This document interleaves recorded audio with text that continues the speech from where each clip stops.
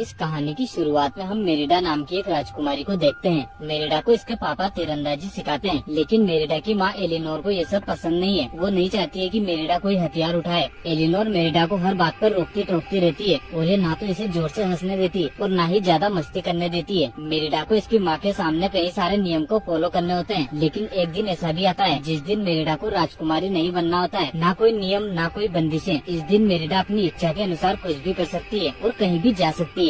Merida इस दिन जी भर के मस्ती करती है और वापस महल में आ जाती है। जब एक दिन सभी एक साथ खाना खा रहे होते हैं, तभी मेरिडा की माँ मेरिडा से कहती है कि अगले दिन तुम्हारा स्वयंवर है और आसपास के कबीलों के सरदार अपने अपने लड़कों के साथ यहाँ पर आ रहे हैं। अपने स्वयंवर की बात सुनकर मेरिडा दुखी हो जाती है, क्योंकि मेरिडा अभी शादी के बंधन में नहीं बनना चाहती है। इस बात पर मेरिडा और एलिनोर के बीच काफी बहस होती है। अगले दिन आसपास के कबीलों के सरदार मेरिडा के स्वयंवर में भाग लेने के लिए यहाँ पर पहुँच जाते हैं। एलिनोर इनसे कहती है कि राजकुमारी मेरिडा को तीरंदाजी का खेल बहुत पसंद है और जो भी राजकुमार इस खेल में जीतेगा वही राजकुमारी मेरिडा से शादी करेगा। इसके बाद सभी राजकुमार मेरिडा को जीतने के लिए तीरों से निशाना लगाते हैं, लेकिन इनका निशाना सही जगह पर नहीं लग रहा था। तभी एक राजकुमार का निशाना गलती से सही जगह पर लग जाता है। ये देखकर सभी बहुत खुश होते हैं। इतने में मेरिडा इनके बीच पहुंच जाती है और कहती है कि मैं भी अपने खुद के स्वयंवर में हिस्सा लूंगी ताकि मैं स्वयं को ही जीत सकूं और फिर मुझे इसके बाद किसी से शादी भी करने की जरूरत नहीं है। मेरिडा को ऐसा करते देख एलिनोर इसे तीर चलाने से मना करती है, लेकिन मेरिडा एक के बाद एक सभी तीरों से सही जगह पर निशाना लगाती है।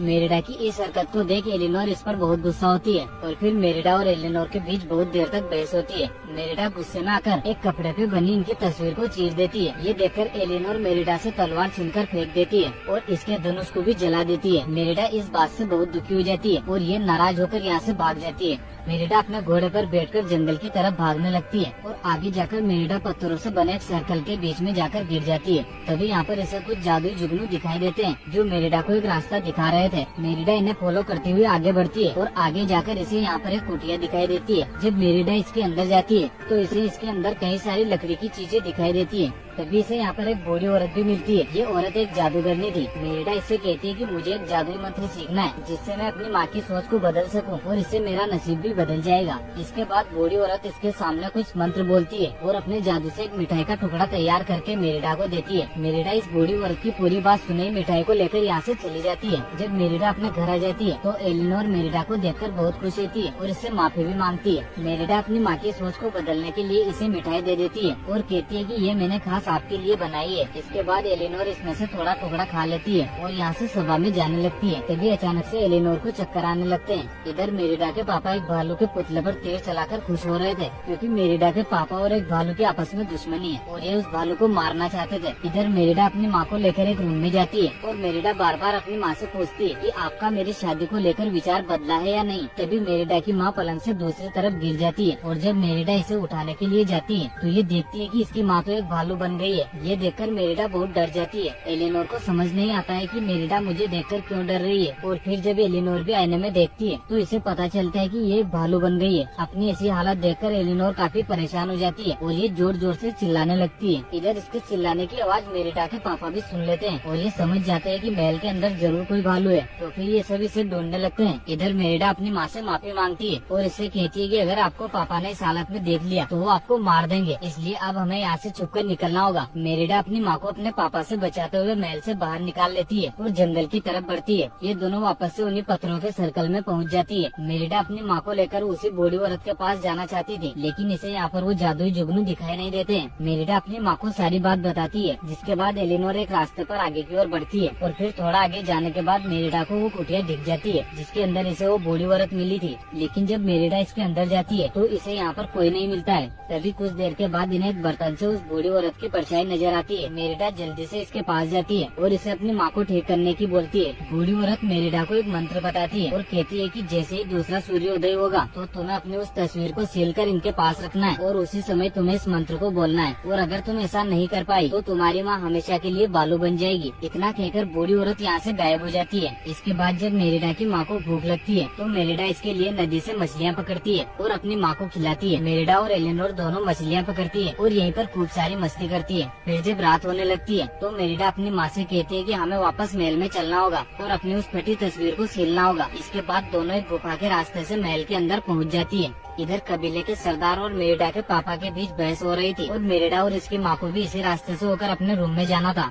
तो फिर मेरिडा इन सभी के पास जाकर इन्हें बातों में उलझाती है और एलिनोर इनके पीछे से चुपचाप निकलकर रूम में पहुंच जाती है। इसके बाद एलिनोर अपनी तस्वीर को सीलने के लिए सुई धागा ढूंढने लगती है। तभी इधर मेरिडा के पापा एलिनोर को ढूंढते हुए अंदर आ जाते हैं और यहाँ पर इन्हें एलिनोर के कपड़े मिलते हैं जो फटे हुए थे। ये देखकर इन्हें लगता है कि वो भालू एलिनोर को खा गया होगा। फिर ये उस रूम में भी पहुँच जाते हैं जहाँ पर मेरिडा और इसकी माँ थी। मेरिडा के पापा एक भालू को यहाँ देखकर इस पर हमला करते हैं। मेरिडा इन्हें समझाती है कि ये मेरी माँ है और ये एक जादुई मिठाई खाने की वजह से इनकी ऐसी हालत हुई है। लेकिन मेरिडा के पापा इसकी बातों पर यकीन नहीं करते हैं और एलिनोर को लगातार हमला करते हैं। लेकिन एलिनोर इनसे बचकर यहाँ से भाग जाती है। मेरिडा अपने पापा को समझाने की बहुत कोशिश करती है लेकिन ये इसकी बातों पर यकीन नहीं करते हैं और इसे एक कमरे में ही बंद कर देते हैं और इस भालू को मारने के लिए जाते हैं। सभी सरदारों को भी इस भालू के बारे में पता चल जाता है और ये सभी मिलकर भालू को मारने के लिए इसका पीछा करते हैं। मेरिडा को अपनी माँ की बहुत चिंता होती है और ये इस कमरे से निकलने के लिए गेट पर बार बार वार करती है। तभी मेरिडा के पास इसके भाई आ जाते हैं और ये भी अब एक भालू बन गए थे क्योंकि इन्होंने भी वो जादुई फल खा लिया था। मेरिडा इनसे चाबी लाने की बोलती है तो फिर मेरिडा के भाई मोडी का पीछा करते हैं और इससे चाबी छीन लेते हैं। इसके बाद मेरिडा इसके भाइयों को भी अपने साथ लेकर एलिनोर को बचाने के लिए जाती है